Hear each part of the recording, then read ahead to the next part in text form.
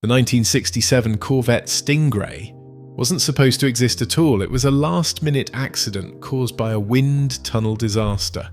Yet it became the holy grail of American muscle cars. In the 10th place, a strange rumour clings to the 1967 Corvette's most visible accessory, those famous redline tyres.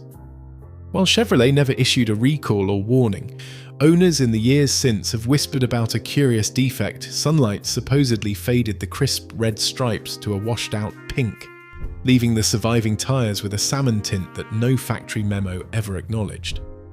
There is no hard evidence in General Motors archives, but among collectors, a set of unrestored, pink-tinged red lines has become a quirky badge of authenticity. Auction houses sometimes even mention the fade as proof a car has never been over-restored. It is the kind of ODD ball detail that turns a supposed embarrassment into a collector's inside joke, and it sets the tone for far stranger secrets still to come. Number 9.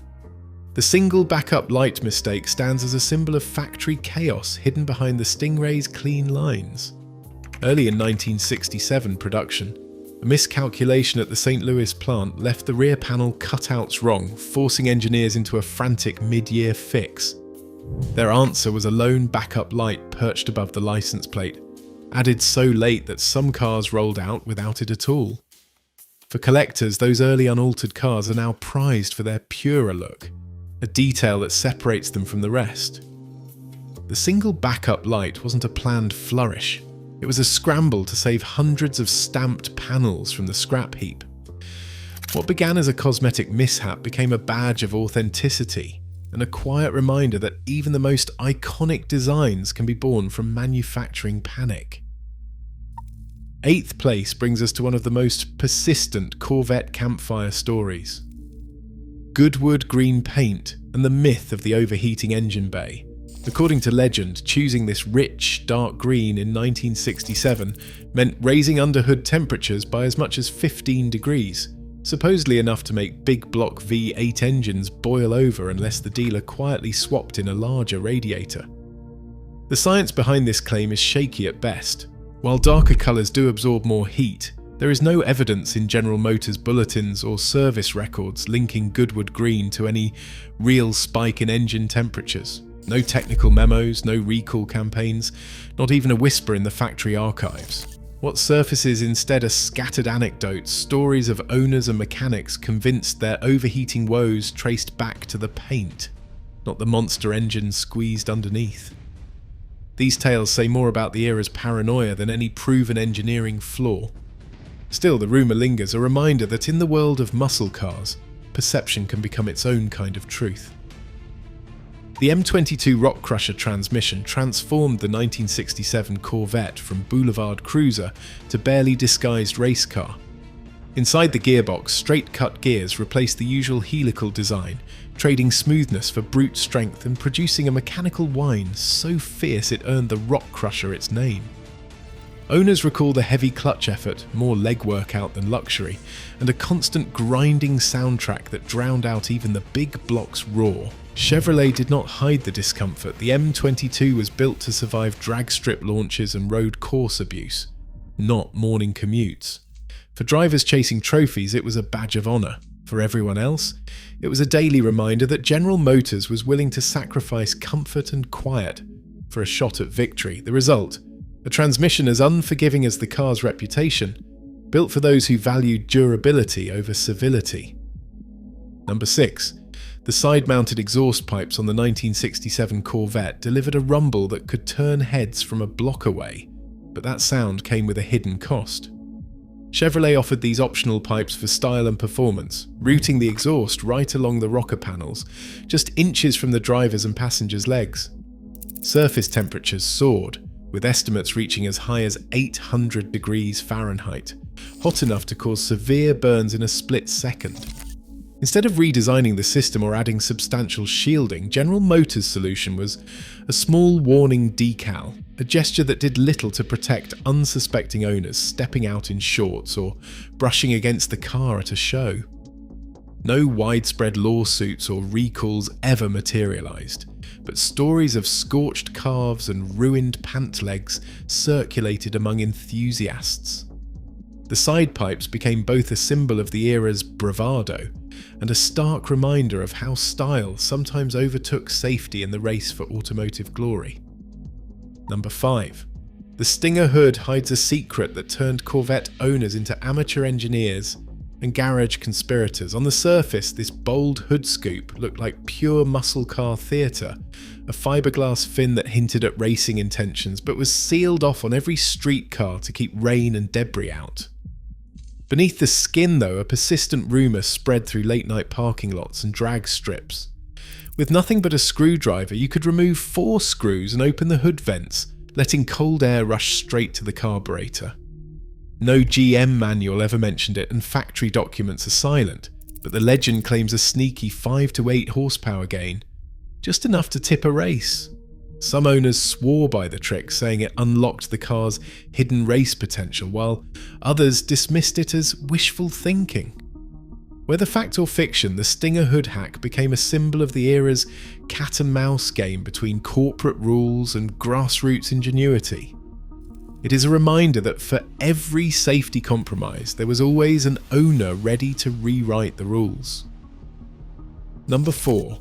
The mandatory delete options on the L88 Corvette were General Motors' not-so-subtle warning that this was no ordinary sports car. Any buyer bold enough to order the L88 found comfort features stripped away at the factory: no heater, no defroster, not even a radio. This wasn't a quirky oversight. It was a deliberate move to save up to £100 and send a clear signal that the L88 belonged on the track, not the street. Inside, the consequences were immediate and brutal. On a summer day, cockpit temperatures could soar past 130 degrees Fahrenheit, turning every drive into a test of endurance. Owners who expected a luxury Grand Tourer instead got a rolling sauna, where sweat pooled on vinyl seats and the only soundtrack was the roar of the big block up front. General Motors' official line denied any racing intent, but these enforced deletions told a different story. A car engineered to win, even if it meant making every journey a punishing ordeal. Coming to the top 3, the 1967 Corvette exists only because its replacement nearly failed before it ever reached the showroom. In the mid-1960s, GM's designers unveiled the radical Mako Shark 2 prototype, destined to become the next generation C3 Corvette.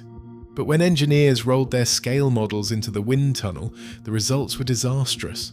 The futuristic shape generated so much front-end lift that high-speed stability became a nightmare, with the car needing over 200 horsepower just to push through the air at 120 miles per hour, far above the outgoing Stingray's requirements. Zora Arcus Duntov, the Corvette's legendary chief engineer, found himself locked in a quiet battle with styling boss Bill Mitchell. Duntov demanded more time to fix the car's dangerous aerodynamics and overheating issues, forcing GM to delay the C3's launch until 1968.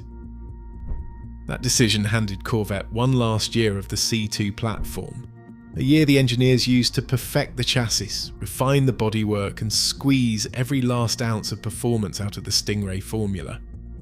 The result was a final encore nobody planned, but one that gave birth to the most coveted Corvette of its era and set the stage for the wildest power plays in the car's history. Number 2, the Zeki L1 prototype stands as the Corvette that almost rewrote the rulebook. Deep inside General Motors' Skunk Works, engineers dreamed up an all-aluminum 427 engine, lighter by nearly 200 pounds than the iron giants that powered showroom cars. This was more than a big block. It was a moonshot at perfect balance, promising a Stingray that could corner and accelerate like nothing else on American roads. But reality hit hard. Each ZL1 engine cost more than $4,000 just to build, doubling the price of a standard Corvette before a single bolt touched the chassis. That sticker shock doomed the project to a handful of prototypes, most destined for the racetrack and never for public sale. For a brief moment, General Motors flirted with unleashing a street car that could have embarrassed even the wildest L88. But corporate caution and runaway costs pulled the plug. The ZL1 remains a tantalizing what-if, a glimpse of the Corvette's ultimate potential, sacrificed on the altar of accounting. Its legend only grows with every lost prototype and every collector who wonders how close Chevrolet came to building a true American supercar. And finally, in first place, the L88's great horsepower stands as the ultimate Corvette scandal, a mix of brilliance, risk, and corporate misdirection that still fuels debate today. Chevrolet told the world the L88 made 430 horsepower, but that number was pure fiction. Under the hood, aluminum heads, a radical cam, and a 12.5:1 compression ratio pushed real output well past 540. Even up to 580 horsepower on a proper dyno. There was a catch. The L88 demanded 103 octane racing fuel, something you could not buy at any corner gas station. Ignore the warning decal on the console and fill up with regular pump gas, and you risk melting pistons before you even reach third gear. The lowball rating was not just marketing, it was a shield against insurance crackdowns and General Motors' own racing ban, an official lie to keep lawyers and regulators at bay. Only about 24 L88 Corvettes left the factory in 1967, making them as rare as they were dangerous. For those lucky or reckless enough to drive one, the L88 was a barely disguised race car sold to the public under a veil of corporate secrecy, a legend built on power, peril, and the kind of deception that could only happen in the wildest days of the muscle car wars. Across all 10 twists, one pattern stands out. The 1967 Corvette is a masterpiece built on contradictions, with flawless lines masking risky shortcuts and corporate spin hiding brutal race tech. Its legend proves the greatest icons are born from both genius and deception. Which secret shocked you most? Melting pistons or burning side pipes? Drop your answer below and subscribe for more hidden automotive history.